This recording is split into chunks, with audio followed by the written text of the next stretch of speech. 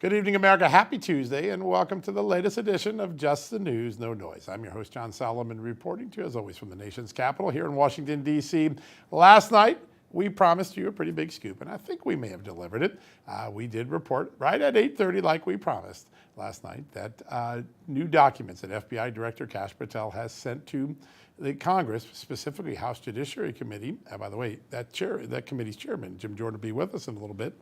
That they show that a Democratic staffer on the House Intelligence Committee warned the FBI on 4 occasions between 2017 and 2023 that Adam Schiff had authorized the leaking of classified information to dirty up Donald Trump on Russia collusion, a narrative we now know to be fake. Those documents were posted last night. Everybody's been talking about it today. The White House even reacted to it, saying it was a very serious matter. We're going to advance the story for you first here on the show tonight before we even put a story up on Just the News. It turns out it wasn't the only suspected leak that the FBI came across. In fact, it identified about a dozen stories in the legacy media that drafted and created the Russia collusion narrative, which we now know to be fully debunked, that it contained national secrets, information that was classified all the way up to the highest level, the stuff that only presidents and FBI directors get to see. Tonight, we're going to tell you about another person that they had concerns about. He was FBI Director James Comey's media mole. That's what they used to call him inside the FBI. He worked around the FBI press office as a private citizen working as a special government employee. He was a Columbia Law professor named Daniel Richman. And when the FBI finally confronted him and said, hey, what were you doing talking to the media? He admitted his job was to improve or polish the image of James Comey from some of the negative coverage he was getting, and to set the narrative, to basically shape the narrative on Russia collusion and other stories in Washington. And when they confronted him and said, hey, you met with James Comey, you got some classified information, you then talked to a reporter very soon after who reported some of that classified information, he said this is going to turn out to be one of the great denials in all of Washington's history. There's a lot of Washington speak. This one will be remembered as a famous one. I don't think I leaked if you give me a discount, basically saying I deny doing that with a discount. In other words, you have to give me a little discount on my truthfulness when I deny that I didn't leak that information. With that information, the FBI and the Justice Department decided, like they did with Adam Schiff, not to pursue any further criminal investigation. They didn't bring people before a grand jury. They didn't ask Congressman Schiff, now Senator Schiff, to come before a grand jury. They basically left it at these sort of wily interviews and intriguing pieces of evidence that certainly pointed to a large number of leaks. We're going to make all these documents available over the next several nights on justthenews.com. Be sure to check out 8:30 again tonight. We'll have the new dump, and you got a little bit of taste of it early here today. All right, let me turn to my amazing co-host, Amanda Head, for other headlines. Amanda, it was kind of a quieter day news-wise, with the exception of our story, which seemed to resonate all around the country. Indeed. Well, and DC USA Jeanine Pirro seemed to have some comments about it. If I know anything, look, my mama didn't raise no fool. If there are 2 people in Washington, D.C. that I do not want investigating me, it is the journalist John Solomon and the DC USA Jeanine Pirro.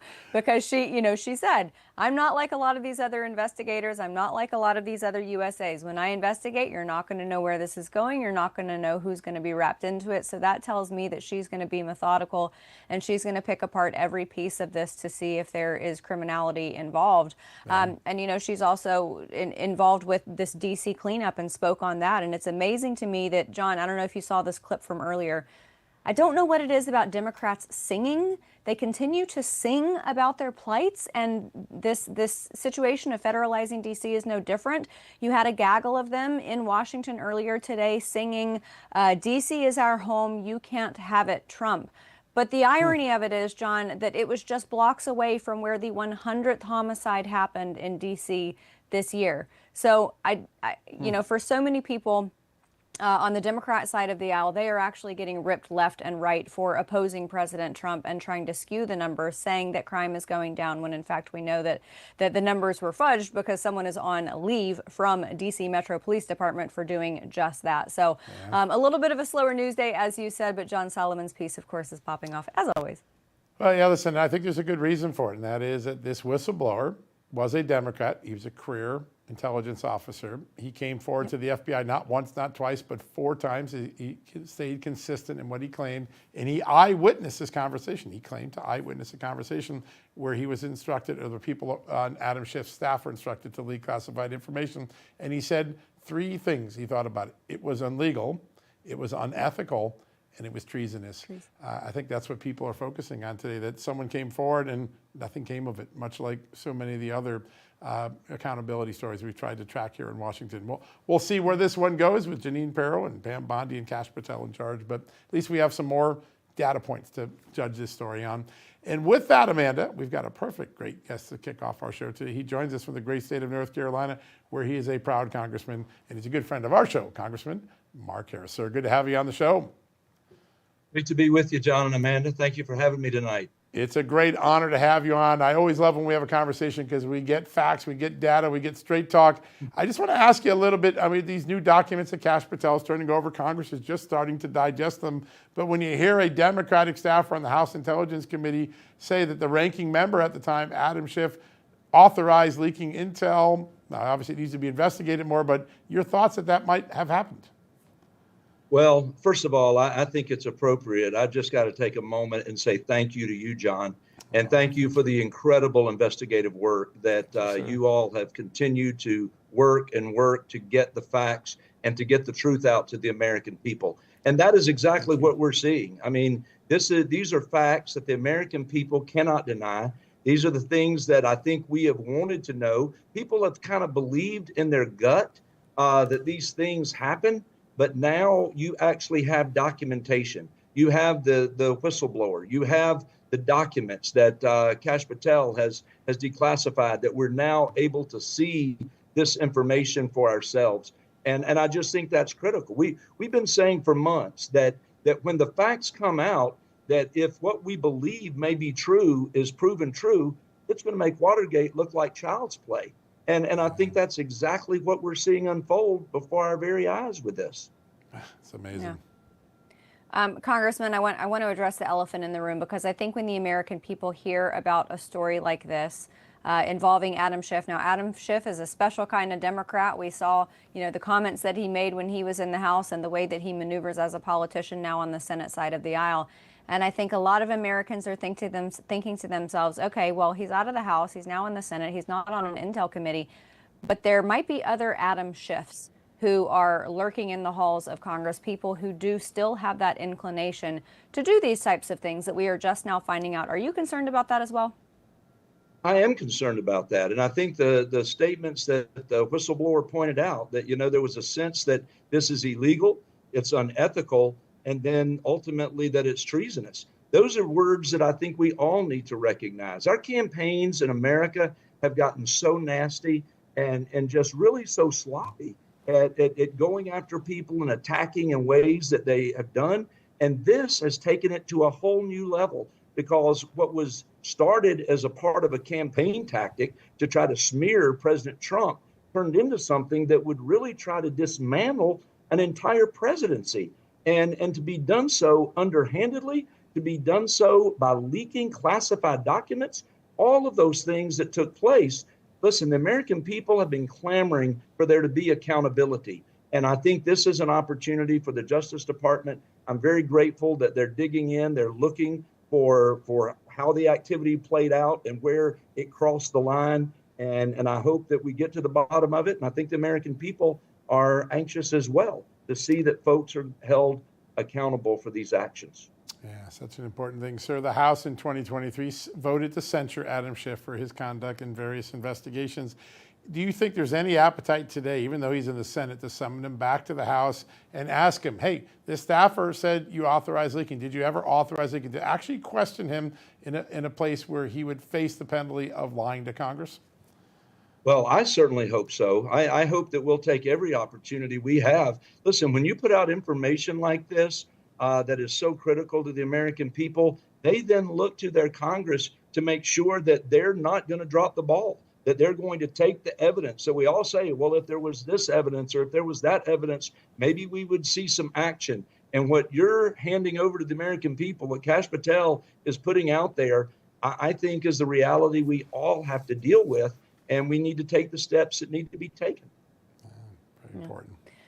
Congressman, I want to shift gears to something I know affects you because you spend a lot of time up on Capitol Hill and in Washington. I know you're very supportive of President Trump's move to federalize D.C. in an effort to bring down crime. And President Trump also mentioned the prospect of moving on to other cities. This will be kind of like the trial city, but then maybe Oakland, Los Angeles, Baltimore, New York, Chicago. Where do you anticipate this could be needed the most? Where should President Trump go next?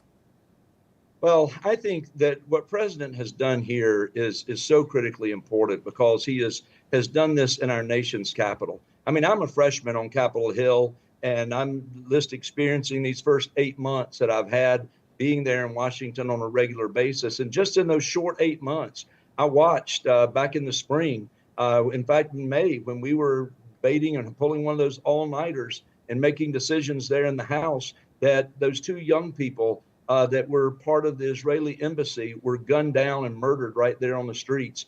And then when you see the other things that have happened taking place in June, I think it was one of my colleagues had an intern that got hit in crossfire and was killed there in Washington. And then to see just what we saw last week when a young man who was a former DOJ employee actually was trying to protect a woman from carjacking, literally just got beat by a bunch of thugs. And so the president has stepped up. He has been the president of law and order. He ran on that. He has maintained the importance of that. And I think starting there in Washington, our nation's capital, which, by the way, when you see the homicide rate in 2024 was just growing and growing, I think it was 4 times higher than New York City there in our nation's capital. He is starting there, which is an appropriate place to be an example and to be a role model for what we might do to clean up these cities. And listen, the Democrats so many times have had these soft on crime policies that have made our cities a haven for this kind of crime and this kind of behavior. And I think the president is stepping up, and I can't think of a better place to start than right there in our nation's capital. I can't speak to which city needs to be next. I'm sure there are folks that are smarter than I am that are looking at the statistics and knowing what needs to happen. But listen, he's willing to make the call that needs to be made. Look at what happened out in LA earlier this year when he pulled the National Guard and sent them into LA to protect our federal property and our federal buildings. And they did it. They got the job done. And he's going to do that again here with Washington, D.C. And so I think that you don't hear a whole lot of reporting about the successes and when the job is done and they move on, that nobody wants to talk about that. But there's success that is happening when he makes these moves. And I think we're going to see that once again here in our own nation's capital. Yeah, it's going to be an extraordinary fall of action and perhaps more progress. I want to ask quickly, obviously what the president is doing involves executive orders. He's done one to make sure that illegal aliens don't count towards apportionment and federal funding going forward, and now federalizing the D.C. government. Does Congress have the will to come behind him and do it legislatively so it has a long tail of impact? I think so. Again, I put this in the category of common sense. This president ran on common sense. Many of the legislative actions that we've done as a Congress in this 119th Congress in these first 8 months have been simply matters of common sense. It's what the American people are looking for. It's what they expect. And certainly we ought to have people that are part of our census who are citizens of this country. And that is how they need to be counted. And again, it just makes common sense.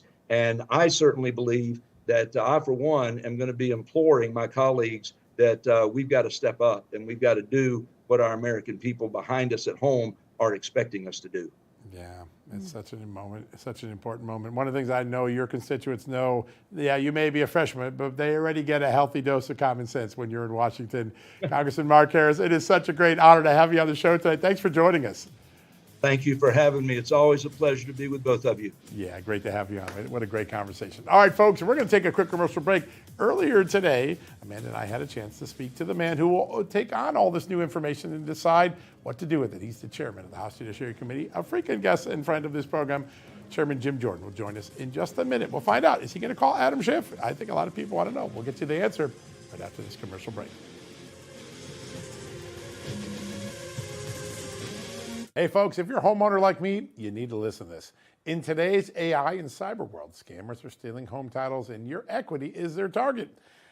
Here's how it works. Criminals forge your signature on one document, use a fake notary stamp, pay a small fee with your county, and boom, just like that, your home title has been transferred out of your name. And that's when the problems begin, because they start taking out loans using your equity and even sell your property. And you're not even going to find out it's happened until you get a collection or foreclosure notice months later. That's a nightmare, right?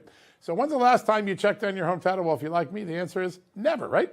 You need to do something about that right now. That's why I've partnered with Home Title Lock, so you can find out today if you're already a victim. Use my promo code JTN at HometitleLock.com, and you'll get a free title history report and a free trial of their $1 million triple lock protection. That's 24/7 monitoring of your title, urgent alerts to any changes that might happen, and if fraud does happen, they'll spend up to $1 million to fix it. That's a good deal. Find out why I trust Home Title Lock. Go to HometitleLock.com and use the promo code JTN. That's HometitleLock.com, promo code JTN.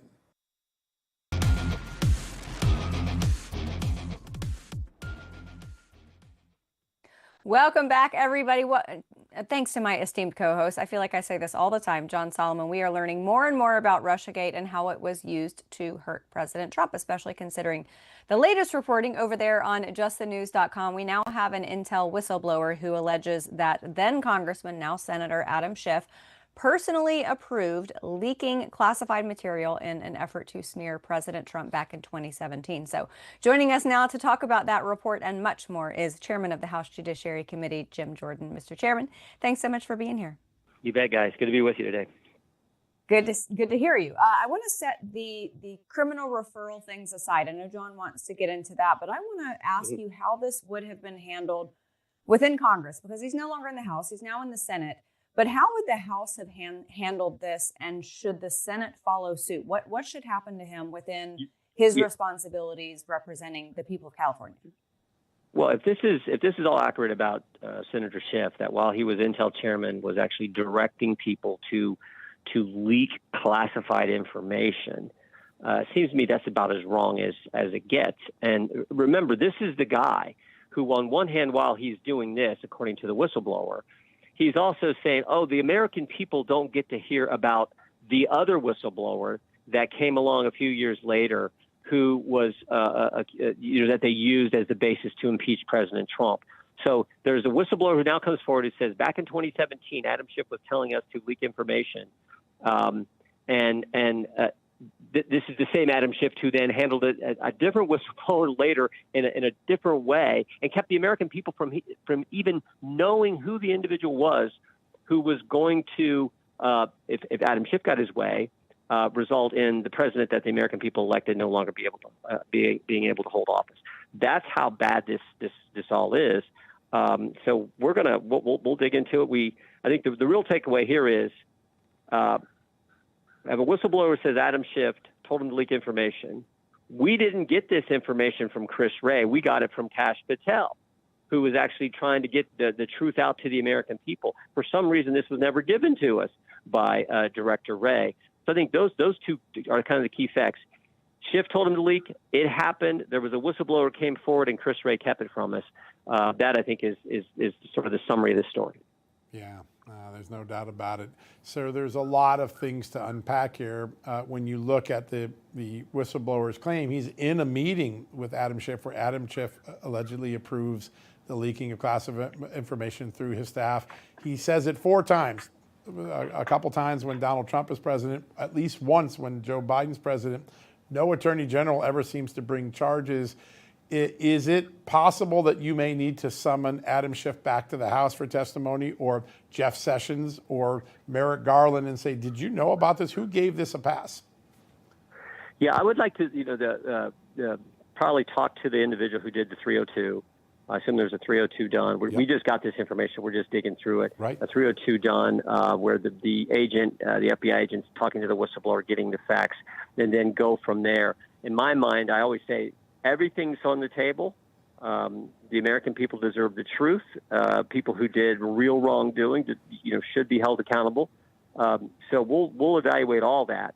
But the fact that Chris Wray had this, because I believe the date on the 302, if I'm remembering correctly, is from 2023. That's the last so this one, was right? during the Biden administration, during the Garland Justice Department, the Chris Wray FBI director, that this all took place.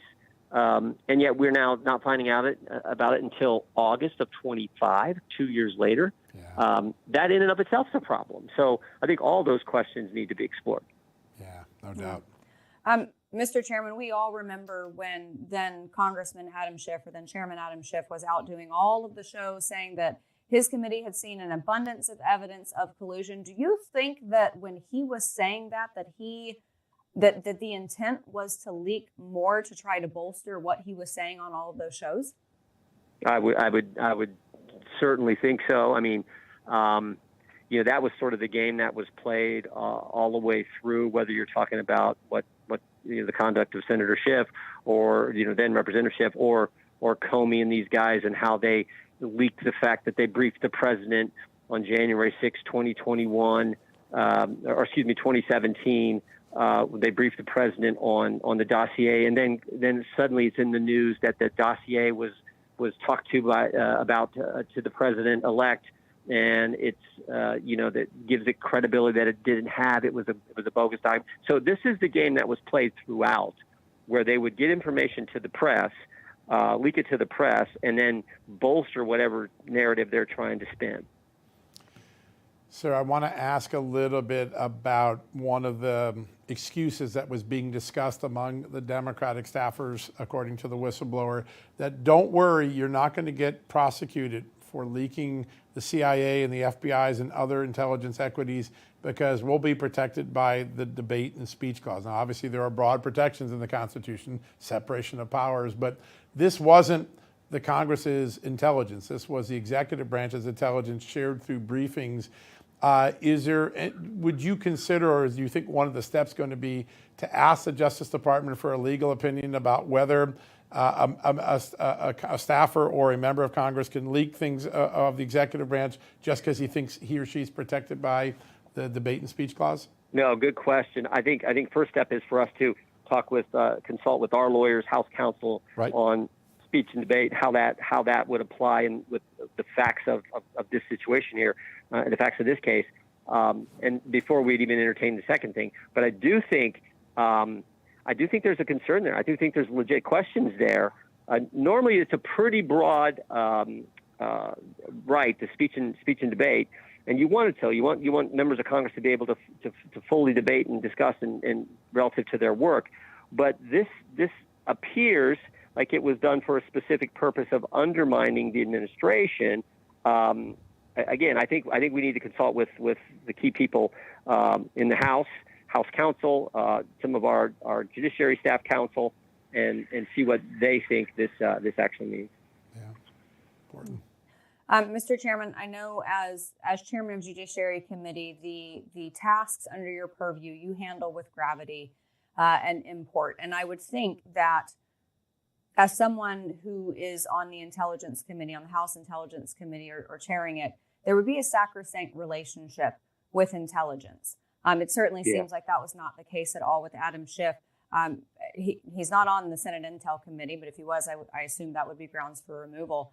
But how should the Senate handle this? Should he be booted? Well, I leave that up to the Senate, but I do know, to your point, if you're on the Intel Committee, you see information that no one else in the world gets to see, with the exception of the president. This is key information that you're dealing with on a regular basis, and you have to treat it as such. The fact that he wasn't, I think, is probably why. I think that's why former Speaker McCarthy took Adam Schiff off the Intel Committee. There's a way you have to handle this information. I remember what they did to Devin Nunes, who didn't do anything wrong, and what the attacks they went after him, and Adam Schiff went after him, accusing him of doing something that it looks like Adam Schiff is doing, or Adam Schiff did, I should say. So that is when you're in that position, you're supposed to treat it as treat this information in the appropriate fashion. And it looks like he didn't do that.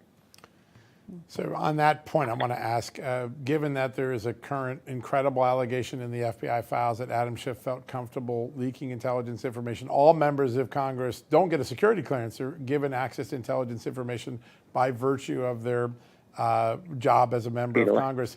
Is it something that you might consider sending a notification to the Senate leader asking whether temporarily until these issues are resolved that Adam Schiff not be shown classified information, given what his own staffer told the FBI on 4 occasions? Again, I want to review all the documents Gotcha. before I would say that. This is I think several hundred pages that Sure is. Director That's a lot Patel had given to our committee yesterday, and so we want to thoroughly evaluate all of that before we would make any decisions on a number of these key questions. What we do know is if this whistleblower is accurate, then what took place should not have happened for sure. And again, I come back to the point that while this is all going on, Mr. Schiff is, according to this whistleblower, engaged in this type of activity. He was criticizing and attacked Devin Nunes for the same thing, when in fact Devin Nunes, but Congressman Nunes, Chairman Nunes, did not engage in leaking any type of information. And of course, I talked about how the double standard on how the whistleblower 2 years after this incident in 2017, 2 years later in 2019, that whistleblower, we weren't even allowed to know that individual's name, and they were basing an entire impeachment of the president on it. Yeah, it's a great point. It heads all the way to impeachment. Mr. Chairman, before we let you go, the whistleblower described this leaking as unethical, illegal, and treasonous. And we saw something similar over on the IRS side when it came to Hunter Biden. Joe Ziegler, a Democrat, just like this whistleblower, identified politically as a Democrat. Are we looking at a situation where Democrats, ideologically speaking, have gone off the rails, or is it just a Trump derangement syndrome consumption that is compelling them to behave like this? Well, first of all, God bless the whistleblowers for coming forward and what they had to endure. I mean, you mentioned Mr. Ziegler, Mr. Shapley, Mr. Ziegler, both what they had to deal with. And you're right. I think Mr. Ziegler was identified identified himself as a Democrat. God bless them for coming forward. The retaliation that they experienced was as wrong as it gets as well. Let's hope this doesn't happen to this whistleblower. In the broader sense, yeah, the left is the left. There is this phenomena, Trump derangement syndrome, is real. They have it. They criticize the president no matter what he does. To take the latest issue, he wants to protect the streets of our nation's capital so tourists and residents are safe, and somehow he's criticized for doing that. It just makes no sense. But that's today's left. We just got to keep on doing the right thing, getting the truth out there. And we certainly appreciate what you guys do in doing both of those things. Thank you, sir. Means a lot. Yeah, does. sir. Thank you so much for your time. We appreciate you hopping on the horn and answering these questions for us, Mr. Chairman. Thank you so much. We'll catch back up with you very soon. All right. Take care. You too. All right, everybody. We're going to take a very quick break, and we've got another amazing guest coming up on the other side.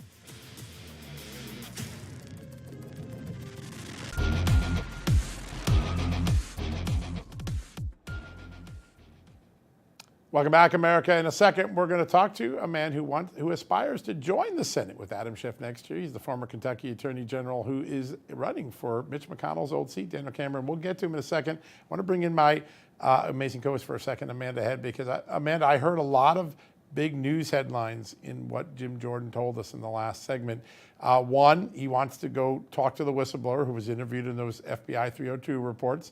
Two, that everything's on the table, including summoning Adam Schiff back to the House to answer these questions. I thought that was a pretty interesting development. There are some big decisions, and I think the two buckets are Pam Bondi's got some big decisions. What's she going to do? What's her U.S. attorneys going to do? And then secondly, what does Congress do to deal specifically with one of its former members who's been fingered by his staff that he might have leaked? Yeah. I've had my own personal dealings with Senator Adam Schiff. I was a constituent of his congressional district when he served in the House of Representatives. And one thing I know about him is that when he was running for Senate, I think he felt that was locked away for him, and he never intended to go back to the House of Representatives. So it is going to be a delicious homecoming for Republicans if he is subpoenaed and has to come back and speak before the House to explain his actions. And, Republicans have a majority in the Senate, so Republicans Republicans in the Senate are going to be keeping an eye on what's happening as well, and taking note of his answers, because that is going to have a huge impact on his committee placements, any type of power position that he has over in the Senate.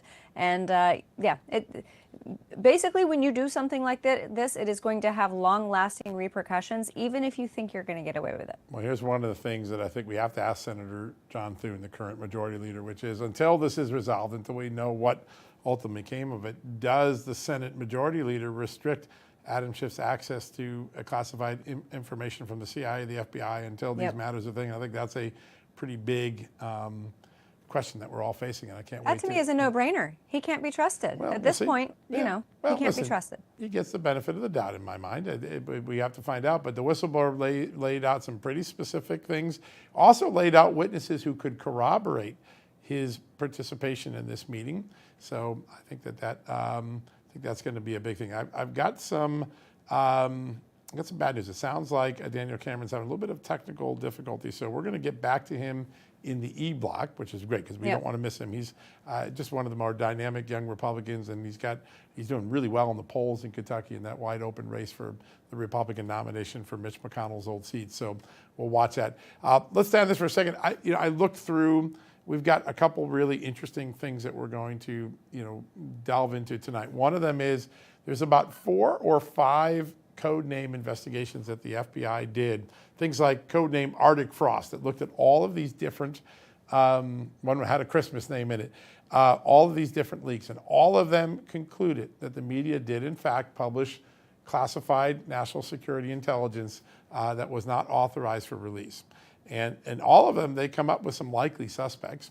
And none of them do they get to the point where they haul the people themselves before the grand jury and compel them to say, hey, it looks like you're talking to this reporter. Did you leak this? Now, the FBI does that interview with Daniel Richman, who is a special government employee working for FBI Director James Comey. And he admits he's the conduit to the media. He goes around the FBI office shaping narratives for Comey, trying to shine up his reputation, which was taking some dings in 16 and 17. Mm-hmm. And when he says, I'll deny leaking classified intel with a discount, I think that's going to be one of the most famous denials in Washington history. That if you have to deny something, but the truth needs a discount on it, you're signaling something, I think. And absolutely. Shocking to me that he doesn't then get put before the grand jury, unless he did. Maybe he did and we don't know about it.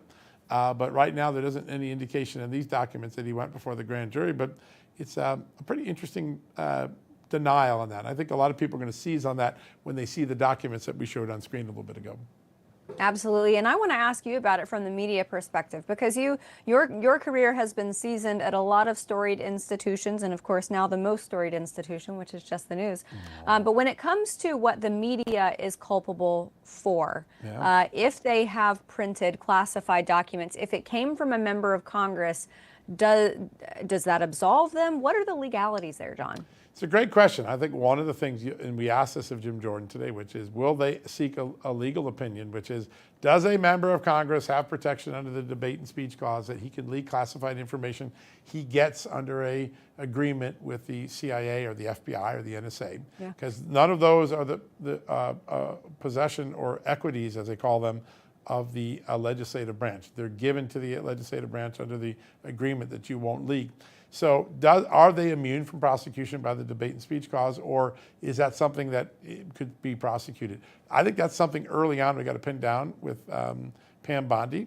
And then from there, does Judge Jeanine, does another grand jury look at this and go back and revisit this? Because there is one provision in the Espionage Act that allows for a 10-year statute of limitations, which means this is prosecutable to 2027 if it's concluded that what Schiff authorized was a willful and intentional leak. And if that leak does occur, if it did occur, then there's a little bit more statute of limitation, unlike most of the other laws. So there's a lot ahead that can be resolved and solved here in the next several weeks as we keep doing our reporting. Yeah.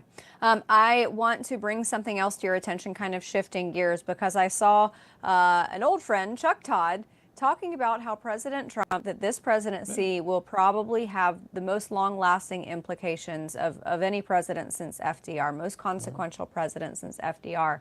And I was thinking about some of those long-lasting repercussions, one of which came from a Center for Immigration study that studied, the Census Bureau does a monthly population survey that found that since President Trump has been in office this second term, 2.2 million foreign-born residents here in the United States have left the country, and that includes 1.6 million who are illegal immigrants. So I got to say, I mean, we're only basically half a year in. President Trump just hit the 200-day mark.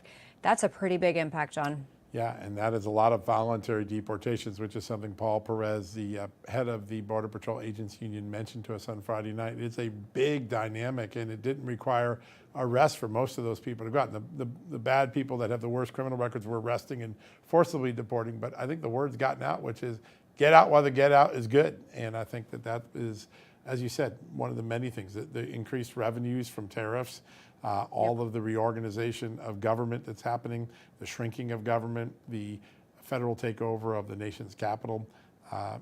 Chuck Todd, I don't always agree with him, but this one may be one history will look back and say he might have got that one right. We'll see. Got a little more time. It took, by the way, it took FDR 4 terms to be consequential. Donald Trump is really just in his second term. So, all right, we're going to take a quick commercial break. Up next, our weekly Just the News Health Tape.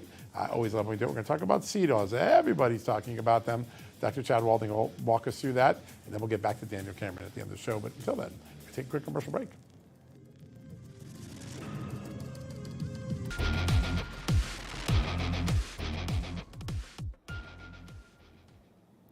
Welcome back, America. Time for a Just the News Health Update. I'm excited about this. Brought to you by our good friends at Native Path. Joining us now, the co-founder and chief culture officer at Native Path, and my good friend, Dr. Chad Walding. Doctor, good to have you back on. Hey, John. So good to be here. Thank you. All right. I'm excited about this topic because I think many years ago people said, oh, sunflower seed oil, that looks good. Let's try that. A little canola, that sounds healthy. It turns out that seed oils have a lot of downside, particularly if we eat them too much. Tell us a little bit about seed oils, what they are, and why they boomerang on us in our health diet. Yeah, seed oils, it's something that really caught on because we developed a belief that saturated fat is going to kill us. It is going to clog our arteries. We have this vision. It is going to just get in there in our arteries, and there's going to be yellow stuff, and we're going to get sick and die of this disease. So don't touch saturated fat, and your answer is seed oils. And seed oils have been promoted as being heart healthy really for the past 50 years, and that belief really came out of the food industry once we just started modern agriculture. We have to keep in mind seed oils are there to act like natural saturated fats, but what do they do to seed oils? They put chemicals in there, and they put more chemicals in there, and they put even more. They're very cheap to make, which makes them more profitable. But the issue is they're extremely inflammatory to the body. And again, what's most misleading is that they're heart healthy, right? The issue with these seed oils is they're very high in omega-6 fat. There's nothing inherently wrong with omega-6 fat, but we have been bombarded with omega-6 fat. Now we have a really bad omega-3 to omega-6 ratio that's in the 1 to 20 as compared to our ancestors who had very low heart disease, right? Which was more like 1 to 4, 1 to 3 ratio. So it's really gotten us a lot of trouble, and it's inflaming our bodies. All right. So recently there was a list put out, the Hateful Eight, which are the seed oils you should probably most avoid, at least in excess. Tell us a little bit about which ones are so we could recognize them when we're looking at ingredients on the packages. Well, some of the ones you want to avoid, the main ones, margarine. Like you never want to touch margarine again forever, the rest of your life. Vegetable oil, safflower oil, canola oil, any of those seed oils are the common ones. And like I mentioned, these are the ones that are often labeled as heart healthy, right? You're going to find these things in packages. You're going to find it as something that's commonly used in restaurants because it's cheap, it's easy, and it has a long shelf life, right? So really never try to have those things and only bring the good stuff in your home. That sounds good. All right. So if you're taking that out of the cooking cabinet and out of the spice jars and stuff, what are some alternative fats you can recommend instead for healthy cooking and daily use so we get this right? Yeah, we want to go back to the traditional fats, the fats that are more stable, that can absorb and handle heat when you put it under high pressure. These are things like butter, traditional grass-fed butter, coconut oil, avocado oil, a very good stable fat. Ghee is a wonderful, very stable fat to use. Olive oil is a good fat to use at a medium heat, and really keep it simple. Like those things right there, you can go a long way with just those fats and see dramatic improvements in your health, right? Because they're very high in omega-3 fat and they're very safe and they're not going to inflame your body. Tell us a little bit about NativePath and the collagen 1 and 3 fibers that make it so effective with just a couple scoops in your drink. Yeah, you mentioned protein. Collagen is the most abundant protein in the body. It's what makes up our hair, our skin, our nails. It's even responsible for our bones, our gut lining, our nervous system. So much is dependent on collagen, but we're so deficient in it in our modern diet. So what we're doing by supplementing with collagen is we're filling in the gaps of the thing that's missing. And it's so easy to use. You can just take a couple scoops, put it in your coffee, put it in your morning tea, you can put it in your smoothie. The key is to use it consistently so you replenish your collagen storage, and then you really start to notice the difference. Moving around better, less wrinkles in your skin, hair usually starts growing back at a rapid pace, but people start feeling better. When you feel better, you can start moving better, you can engage with the world out there a lot more frequently, and it makes a difference in just your overall health. Yeah, both my mom and I have been taking it. My mom's noticed a really reduction in arthritis. And I have to say, I just feel a little younger. I don't know. I mean, it might be just psychological. I just feel like I got a little bit more spring in my step since I started. And I've been really grateful for that. Dr. Chad Walding, we're grateful every time we get you on this show for this great health segment. Folks, if you want to get on the path and get started at NativePath, here's what you do. You go to getnativepath.com. You're going to get a special bundle deal, fraction of the retail price, plus free shipping. All you got to do is go to getnativepath.com/justnews. That's how you're going to get the discount. With over 4 million jars sold, thousands of 5-star reviews, and a 365-day money-back guarantee. This is your moment to take control of your aging and get on the path before symptoms get worse. Go to getnativepath.com/justnews. That's getnativepath.com/justnews. We'll be right back.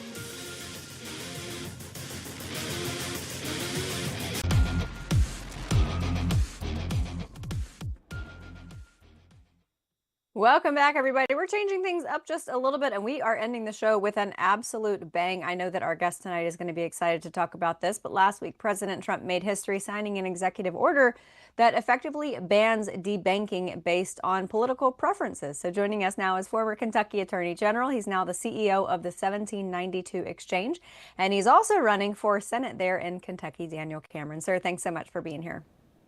Amanda, thank you. Excited to be on with you and John tonight. Yeah, absolutely. We are delighted to have you, and it's amazing how President Trump reacts to his voter base, which ideally is what politicians should do. They should listen to their base, and this is something President Trump campaigned on. What do you see the impact as? Well, Amanda, this is, to your point, a win for the American people. What person out there doesn't agree with the idea that we need to ensure that our banking institutions don't get rid of someone's account simply because of their political affiliation? President Trump could speak eloquently to this, and specifically to it because he had experienced it with JP Morgan and Bank of America. Again, this is a president that is looking out for the working men and women of this country, folks that want to be able to say loudly and proudly that they support the president's agenda and not fear that they're going to have their bank accounts terminated. It's a scary world if that was the case. And so with this executive order that the president instituted, Americans can feel safer that they're no longer going to be debanked or deplatformed simply because they find themselves center right when it comes to their political affiliation. It's a good move and a good win for the American people. Yeah, no doubt. So I want to ask about the decision by President Trump to federalize law enforcement in Washington, D.C. You had a harrowing incident in Kentucky recently where a mom of an autistic child gets abducted from her home with her kids at knife point, taken to a bank. The bank is robbed. She gets stabbed as the robbery is going on. Fortunately, she survived. The person that was there let out early on parole by a judge. This crime issue is really resonating all across America. How do you think Americans will react to the federalization of the police here in Washington, D.C. now? John, President Trump ran as the law and order candidate, and he is delivering on that commitment to the American people to keep us safe. Whether it is ensuring that our nation's capital is beautiful again and people feel safe in going there, or it's making sure that we quell these insurrections that were happening across this country related to people challenging and protesting and ultimately assaulting ICE officers simply because they were trying to follow the law and remove illegals from this country. Again, this president is going to ensure that this country is safe and secure, and is the law-abiding citizens of this country know that they have a president at the White House that's going to look out for them as opposed to coddling the criminals. I'm proud of this president for doing it and ensuring that people can sleep soundly in their homes. And when it comes to the specific issue in Kentucky where this judge let somebody out early, again, we've got to have judges, we've got to have a judicial system that is looking out for law-abiding citizens, not the criminals. Let's quit coddling them. President Trump understands that. He's going to fight for the American people and to keep us safe in our homes. Yeah, so important. Sir, yesterday when President Trump was speaking about protesters spitting in the faces of law enforcement, he said, basically to law enforcement, that they could say to protesters, "You spit, we hit." I started seeing headlines after that were completely skewed, attributing this quote to homeless people, saying this to homeless people, which of course was not true. And I was a little bit worried that this was going to end up being a Charlottesville thing. However, I woke up this morning and it was pretty much out of the news cycle. Do you think the left has learned that the Chicken Little hair on fire democracy is ending, the tyrant in the White House, he's destroying the world? Do you think they know that rhetoric just doesn't work anymore?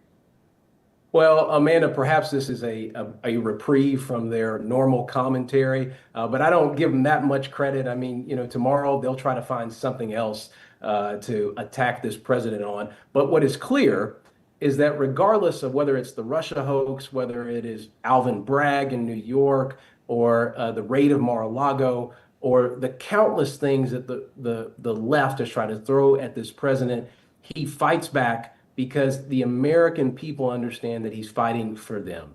And when you have a president that is standing firm with the American people on the majority of issues, again, this is a president that is on the 80% side of every issue. The left, their media finds themselves on the 20% of issues. This is a president that's standing up for the American people. The left, unfortunately, I don't think always gets that or understands that. Again, I'm glad to know that they didn't try to dramatize or make this into something bigger than it was.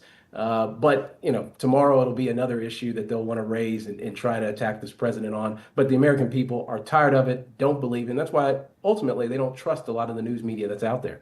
Yeah, no doubt. Sir, you served obviously as a top law enforcement officer in the great Commonwealth of Kentucky. Today, you're running for Senate. The polls have you up pretty big in the Republican primary. How's it going on the ground, and what issues are you hearing from voters when you're out and about? Well, John and Amanda, it feels good on the ground. We've got a lot of momentum. In fact, I was just speaking to a group before I came to do this interview. People are fired up. I mean, they want leadership from Kentucky in the United States Senate that's going to fight for a merit and opportunity society, going to fight for our competitive advantage when it comes to coal and natural gas, going to ensure that this country is no longer built on these ideas of diversity, equity, and inclusion, but it is an America built on merit, excellence, integrity, and intelligence. They want a Commonwealth that is free from the lawlessness that we see in some parts of this country. And they want, a law and order senator. And I stand for those things. I've demonstrated that with my track record as Attorney General. And I think that's why I've been doing so well in the polls. And most recent poll had me at 44% to my closest competitor, who I think was maybe at 18% or 17%, somewhere along those lines. But again, it's because I've got a track record. People believe that when I go to Washington, I'm going to stand up for their values and interests. And that's what you want from a senator from Kentucky, somebody that's going to stand up for the America First agenda and support President Trump. I've got the track record. I've done it, and will do it when I'm in the United States Senate. Yeah, I know the people of Kentucky have a deep, deep love for you and your service to the Commonwealth of Kentucky. Tell everybody where they can find more about your campaign. Yeah, to your viewers, if you wouldn't mind, go to CameronForKentucky.com. Again, that's CameronForKentucky.com. You can find out more about the campaign, and if you would, you could donate there as well. Fantastic. Former Attorney General of Kentucky, now candidate for Senator for Kentucky, Daniel Cameron. Thanks so much for being with us, sir. I got a feeling that wokeness and meritocracy is going to be a big part of the midterm elections because it seems like the economy is about to be roaring. And as John and I were discussing, illegal immigrants self-deporting. So those two topics might move out of the number 1 and number 2 spots. And we'll see next November. It's coming very quickly.